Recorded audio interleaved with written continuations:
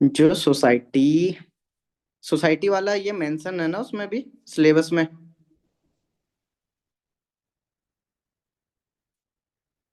Hello.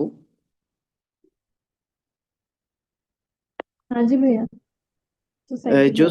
Society वाला mention है ना, तो हाँ जी आप सिलेबस में। पहला इसका इंट्रो बना दो कि Chand dynasty saved by social structure of Kumaon by integrating hill ecology, religion, martial tradition and agrarian life. या आप इस टाइप का भी लिख सकते हो कि social organisation under Chand reflect balance between royal authority and local institutions ensuring stability in difficult terrain of Kumaon. अब जब हम ये चंद एन एस saved Kumaoni society through integration, ये सब इसमें भी लिखा है। अ, अब सोशल स्ट्रक्चर हम जब सोसाइटी जब स्टार्ट करते हैं, तो सबसे पहले जो सोशल स्ट्रक्चर होता है उस डायनेस्टी का या कोई भी किंगडम है उसका, तो चंद सोसाइटी क्या थी, स्ट्राटिफाइड थी, काफी ज्यादा कास्ट वगैरह इन्वॉल्व थे, बट फ्लेक्सिबल थी, जो हिल कंडीशंस के लिए एडॉप्ट की जाती है।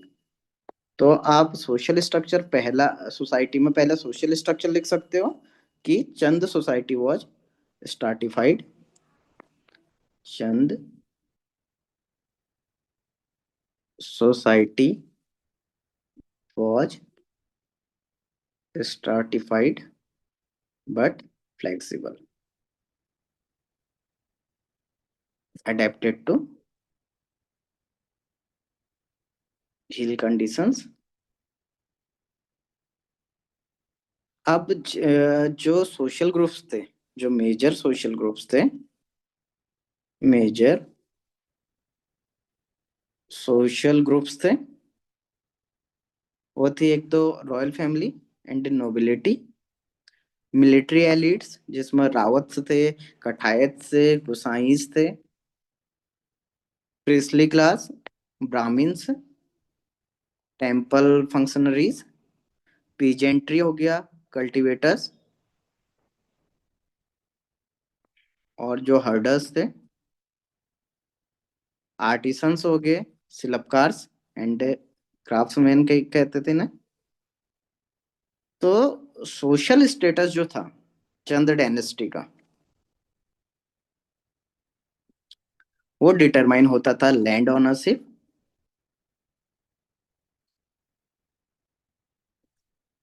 उनकी military services, services and religious functions. तो अनलाइक एक रिजिड जो उस टाइम पे प्लेन सोसाइटी थी, तो हिल सोसाइटी ने अलाउ किया था मोबिलिटी थ्रू सर्विस, और उनकी जो वेलर, जो ब्रेवरी थी, उसके वजह से। पहले हमने देखा सोशल स्ट्रक्चर। सेकंड पॉइंट में हम सोसाइटी का टाइप और जो रिलेशंस थे, लैंड लैंड सिस्टम वाला या लैंड रिलेशंस आप बोल दो। तो जो इकोनॉमी इकोनॉमिक और सोशल बेस था चंद डायनेस्टी का, था वो था एग्रीकल्चर। एग्रीकल्चर लैंड मिलती थी, राउत लैंड की बात की हमने, मारुत लैंड की बात की। तो पीजेंट जो कल्टीवेट करते थे, टेरेस फार्मिंग, सबसिस्टेंस क्रॉप्स, जो अडेप्ट होते थे हिल इकोलॉजी को, अडेप्टेड टू हिल इकोलॉजी।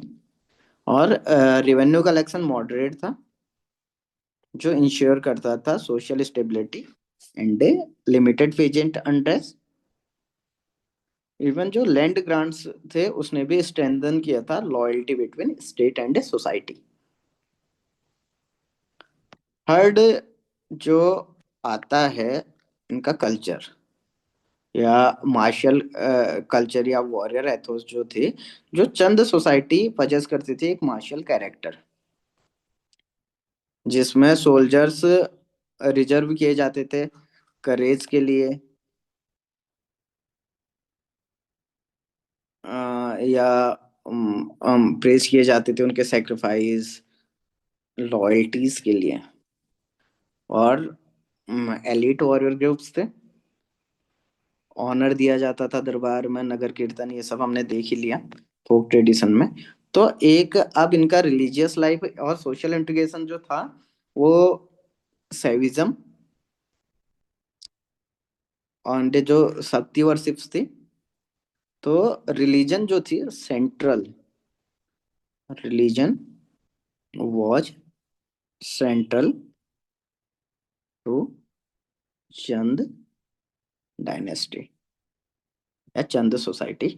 जो डोमिनेंट ट्रेडिशन से वो थे सेविज्म, शक्तिज्म एंड फोक देती worship like Golu Devta and Nanda Devi.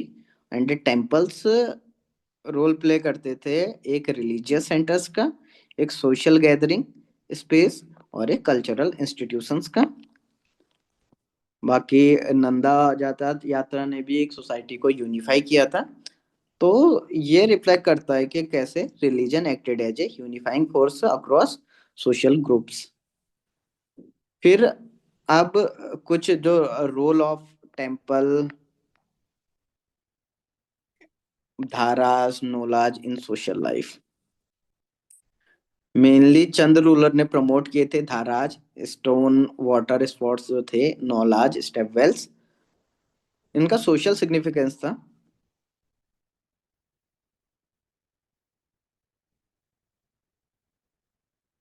To ensure water security, became central to daily interaction.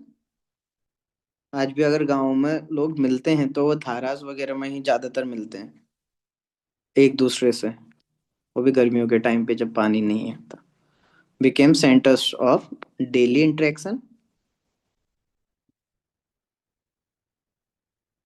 तो टेम्पल्स, धारास, नौलास together shaped a community life, community life and reflect welfare oriented governance. तो water architecture को भी लिंक कर सकते हो आप यहाँ पे इकोलॉजी और सोशल हार्मनी के लिए। फिर जो आर्टिसंस एंड कल्चरल एक्सप्रेशंस थे, आर्टिसंस को शिल्पकार बोला जाता था जो प्ले करते थे एक वाइटल सोशल रोल।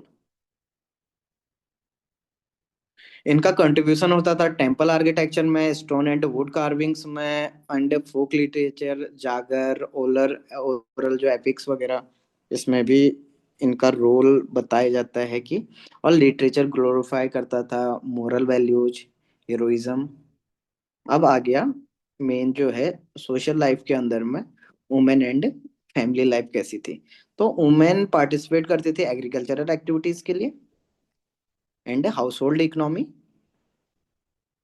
फिर जो मार्टियर्स की फैमिली होती थी वो रिसीव रॉयल प्रोटेक्शन रिसीव करती थी, सोशल रेस्पेक्ट और इकोनॉमिक सपोर्ट उन्हें मिलता था। फिर रिलीजियस फेस्टिवल के लिए अलाउ हुआ, मतलब कलेक्टिव पार्टिसिपेशन, वुमेन्स जो थी वो पार्टिसिपेट कर सकती थी रिलीजन्स में ना। कोई रिलीजियस जो फेस्टिवल्स वगैरह होता है।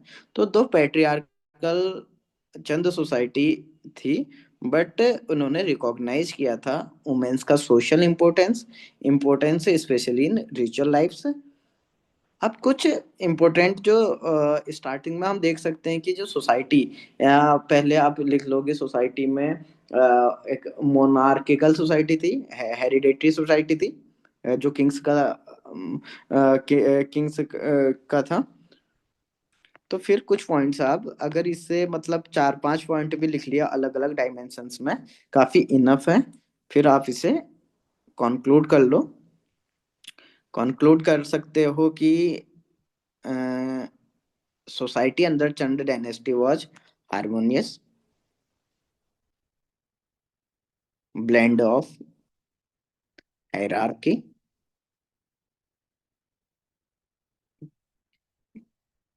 community cooperation, and cultural integration continues to shape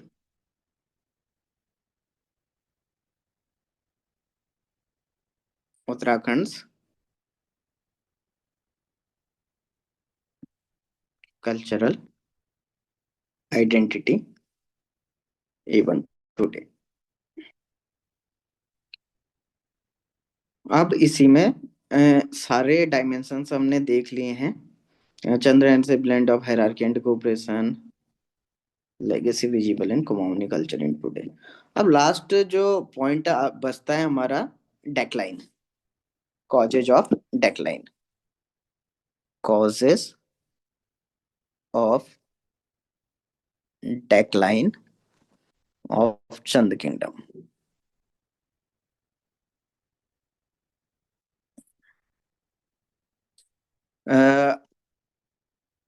वही बताओ, पहला पॉइंट क्या था कॉजेज ऑफ डेक्लाइन में, जो हमने हर जगह पे देखा सारी डायनेस्टीज में? Weak successors. Weak successors after Baz Bahadur चंद लिख लेना। कोई याद है सक्सेसर वही जिसके सर, टाइम? दीपचंद के टाइम से शुरू हो जाते हैं ना। दीपचंद के टाइम पे स्टार्ट हो जाता, तो ठीक लिख लिया, वीक सक्सेसर्स आफ्टर बाज बहादुर, या लिख लो दीपचंद। ठीक है, फिर उसके बाद इंटरनल कॉन्फ्लिक्ट्स, मोहन चंद वाला और ये हरिदेव जोशी वाला कॉन्फ्लिक्ट आ सकता है। पहले आपने वीक सक्सेसर बता दिया। राइज ऑफ, देखो अगर थोड़ा वही लिखना है कि जो आपने क्या बोला, इंटरनल कॉन्स्पिरेसी ना अगला, हाँ। पहला वीक सक्सेसर दीपचंद ना, दीपचंद के हाँ, बाद फिर उसके बाद आप इंटरनल कॉन्स्पिरेसी, कोई एग्जांपल? एक ये वाला ही आ जाएगा, हरिदेव जोशी वाला और मोहन चंद के बीच में जो हर्षदेव, कॉन्फ्लिक्ट। हर्षदेव, हर्षदेव, हाँ सॉरी, हर्षदेव जोशी। हर्षदेव जोशी। तो हर्षदेव इसको थोड़ा जोशी। कल आप कह ही रहे थे तो इसे डिस्कस ही कर लेते हैं इसको अभी। हाँ भैया, हर्षदेव जोशी का ना। हाँ, तो हर्षदेव जोशी जो था, ये इमर्ज हुआ था एक इन्फ्लुएंशियल ऑफिसर चंद्रकोट में, अंडर दीपचंद, मेरे हिसाब से ना। हाँ भैया। दीपचंद के टाइम पे था, तो इसने सारे भी एडमिनिस्ट्रेटिव डिसीजंस जितने थे वो कंट्रोल कर लिए थे, और रॉयल सक्सेशंस जितने भी सक्सेसर थे उन्हें भी ये मैनिपुलेट करने लगा था, और कोर्ट पॉलिटिक्स में काफी ज्यादा इन्फ्लुएंस हर्षदेव जोशी का हो गया था। तो इसी के डोमिनेंस से क्या हुआ, जब हर्षदेव जोशी का डोमिनेंस हुआ, डोमिनेंस के बाद जो कैपेबल नोबल्स थे उनका मार्जिनलाइजेशन हुआ, मार्जिनलाइजेशन ऑफ कैपेबल रूलर्स, और डिविजन्स हुए, deep divisions with in the court. तो काफी हिस्टोरियंस हिस्टोरियंस जो हैं वो कंसिडर करते हैं हर्षदेव जोशी को एज ए सिंबल ऑफ, हम कह सकते हैं आज के लैंग्वेज के हिसाब से, ब्यूरोक्रेटिक ओवर रीच जिसने किया, एंड कोर्ट में जिसने कॉन्स्पायरेसी की। एक सीरीज हम बनाएंगे इसके बाद, जिसमें हम सारे प्रोमिनेंट फिगर्स है ना उनको डिस्कस करेंगे। उसमें एक हर्षदेव जोशी का पूरा इंट्रोडक्शन के साथ लेंगे, कैसे कैसे इसने कॉन्स्पायरेसी की, जब इवन गढ़वाल का इन्वेजन जब हुआ उस टाइम पे भी, और जब ये फिर गोरखास को बुलाने के लिए गया। ठीक है, हम्म। तो एक डिटेल में, और भी आप कोई ये रहेगा पीवाईक्यूज में जितने भी पर्सनैलिटीज आए हैं हिस्टोरिकल, और अगर आपको कोई भी नोन हो तो आप बता सकते हो, या जिसके नाम पे कोई भी आजकल के टाइम पे स्कीम्स वगैरह चल रही है, तो उन पर्सनैलिटीज को हम डिस्कस करेंगे। ठीक है। तो जब हर्षदेव जोशी ने ये का डोमिनेशन हुआ, तो मार्जिनलाइजेशन हुआ कैपेबल रूलर्स का, डिवीजन हुआ विद इन कोर्ट, तो चंद रूलर बिकम एक नॉमिनल हेड। इसके बाद एक नॉमिनल हेड के लिए जो मेन पावर था, अ, वो हर्षदेव जोशी के हाथ में चले गया था। Chand rulers become a nominal head, while real power shifted to courtiers like Harshdev Joshi. और अगला पॉइंट बताओ। दो तो बता दिया हमने। Emergence of new power, Gorkha का वो जो लास्ट में आ जाएगा, थोड़ा थोड़ा अच्छा, बीच का भी तो देखो। बीच में ये क्योंकि इनके रेगुलर कॉन्फ्लिक्ट्स रहे गढ़वाल के साथ भी, और हम्म। आपस में भी कॉन्फ्लिक्ट्स हो गए, जिसकी वजह से क्या कहते हैं, एक तो वीकेंड ऑफ आर्मी हो गई क्योंकि डिवीजन ऑफ आर्मी भी हो गई, और डिक्लाइन ऑफ इकोनॉमिक चलो रिसोर्सेज भी। एक लिखते हैं, economic decline and fiscal crisis. हम्म, जिसमें लिख लो decline of trade routes, agrarian productivity, और टैक्सेशन भी काफी इंक्रीज हो गया था, तो वो सस्टेन नहीं हो पा रहा था मिलिट्री कॉस्ट वगैरह। और इफेक्ट हो गई थी वही जो आप इसमें वो लिख सकते हो कि reduced static income affected for affected by Wars, fort maintenance और आर्मी स्ट्रेंथ। फिर एक अगला पॉइंट बताओ। तीन पॉइंट हो गए।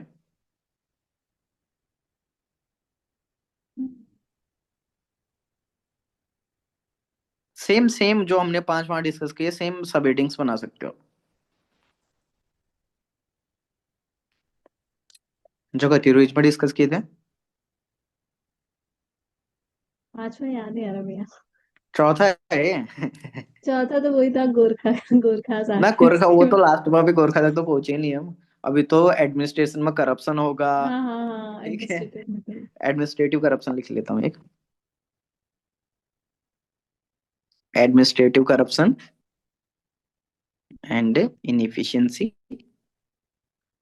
तो रिवेन्यू ऑफिसर्स जो जो परगना लेवल पे थे ना, काफी वीक सुपरविजन हो गया था, जिसके वजह से करप्शन इंक्रीज हो गया, क्योंकि हेरार्किकल था पूरा सिस्टम नीचे से।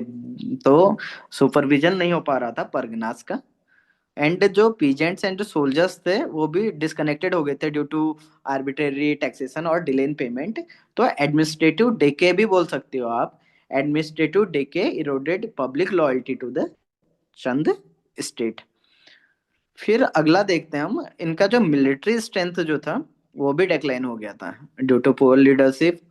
और जो फोर्स थे वो भी नेग्लेक्ट किए गए थे, पुअरली डिफेंडेड थे। तो जो फैक्शन रिडन लीडरशिप थी या वीकेंड लीडरशिप थी, इन्होंने भी चंद का जो डिफेंस को था उनको वीक किया था। फिर इंटरनल कॉन्फ्लिक्ट वगैरह बता ही दिया, रॉयल फैमिलीज मेंबर्स के बीच में। हर्षदेव जोशी की पॉलिटिक्स आपने बताई दी। फिर Mughal suzerainty and loss of autonomy ना, ये तो उतना गोरखा इन्वेजन था ना। गोरखा, हाँ, मुगल्स की वजह से तो कह सकते हैं कि मतलब हाँ। हाँ। तो मुगल का वो नहीं हुआ। एक करना गोरखा इन्वेजन, इसमें द फाइनल ब्लो। ठीक है। कौन सी लड़ाई थी वो? अ, हवाल बाग की, हॉल 1790 वाली। हॉलबाग की लड़ाई, ओके। ठीक है। Battle of हॉलबाग,